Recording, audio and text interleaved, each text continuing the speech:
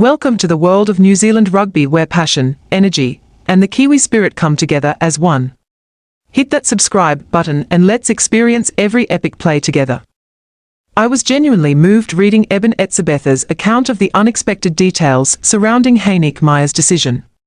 It shows that elite sport isn't just about glory, it's about pressure, conviction, and hard choices. I admire Etzebeth's honesty in sharing the story, because through it, fans gain a rare look behind the curtain of the Springboks, a team built on duty, pride, and a deep love for rugby. In his autobiography Unlocked, Etzebeth recalls the moment in 2014 when coach Heyneke Meyer grew so angry he refused to coach the Springboks. What struck me wasn't just the drama of the incident, but the layers of emotion beneath it: pride, pressure, belief, and disappointment. To me, rugby has never been just a sport, it's a mirror of culture and spirit, sometimes even of the storms within us. And this story reminded me that no great team escapes inner conflict, and no coach can stand forever without empathy and patience for his people.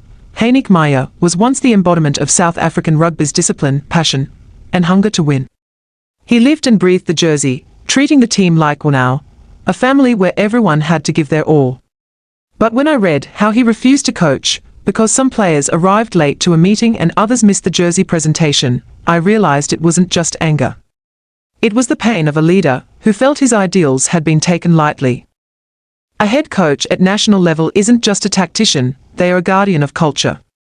For Meyer, lateness was a crack in the team's foundation, a sign of loosened standards, maybe even disrespect for the collective spirit he'd built. In that moment, he probably felt he'd failed, not in strategy, but in protecting the Springbok spirit. And when trust wavers, people often pull back rather than compromise. I can picture Meyer in the changing room, face red with anger, players staring at the floor, silence heavy in the air. That quiet must have said more than any words. The 31-28 win over England couldn't cover the fractures in unity. Some victories, after all, don't bring joy. This was one of them. At the time, Etzebeth was still a young player, newly arrived in the fierce world of South African rugby. He saw his idols, the veterans he looked up to, being scolded, even abandoned, by the coach. In his memoir he admits, "To me, they hadn't done anything wrong." It's a naive thought, perhaps, but also the kind of honest confusion that marks the beginning of maturity, when you realize the adult world isn't black and white. Etzebeth's story carries a certain kind of painful growth. At the highest level, right and wrong aren't simple. A coach can be right on principle, and the players right on a human level. A late arrival, a careless moment, these things can shake a whole system. Because up there, everything is symbolic, it reminds me of my own younger days, being told off for a small mistake by a boss I thought misunderstood me. Only later did I realize they weren't angry about the act itself, but afraid of losing the values that held everything together. Perhaps Meyer felt the same. He feared that one slip in standards might bring the whole culture down.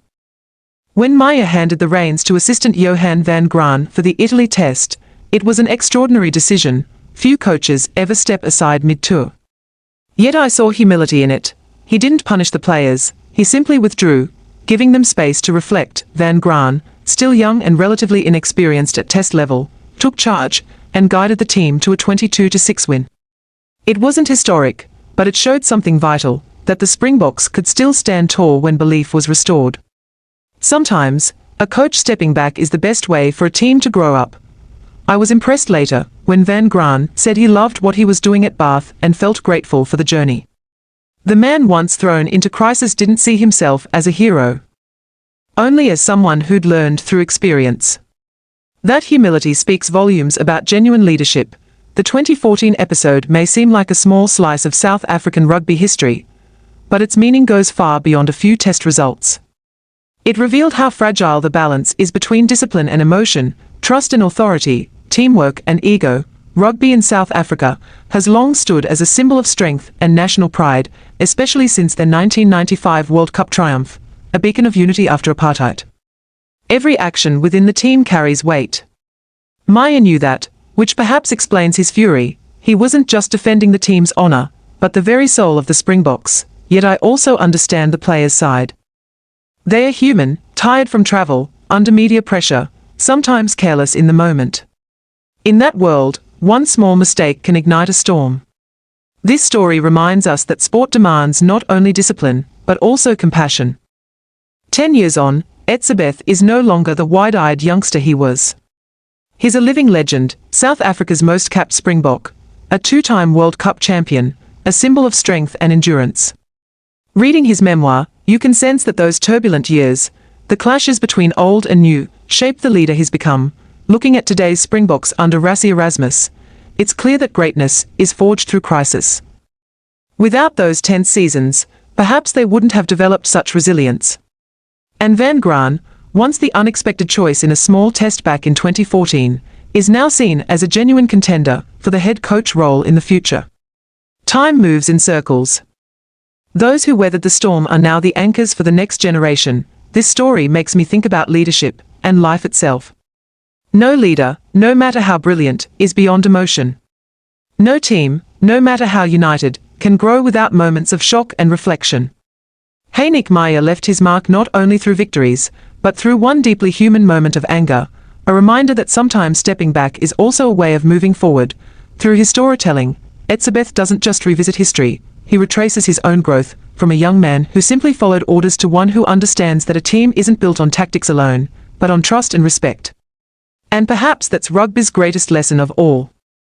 The 2014 Meyer withdrawal isn't just a sports anecdote, it's a living lesson in balancing discipline and humanity, ideals and emotion. It reminds me that in any group, whether a team, a company, or a circle of friends, the most important thing is trust. When that trust is tested, how we respond defines our collective character. I respect Heyneke Meyer for his firmness, admire Etzebeth for his honesty, and value Van Graan for his humility. 3 men, 3 different responses, together writing a powerful chapter in Springbok history, where victory isn't only measured by the scoreline, but by how people learn to be better teammates, better leaders, and better human beings. Goodbye, my dear audience, the ones I've shared unforgettable emotions with, breathtaking moments on the field, and an undying passion. Thank you for everything. Until we meet again, my friends. Kia ora and farewell.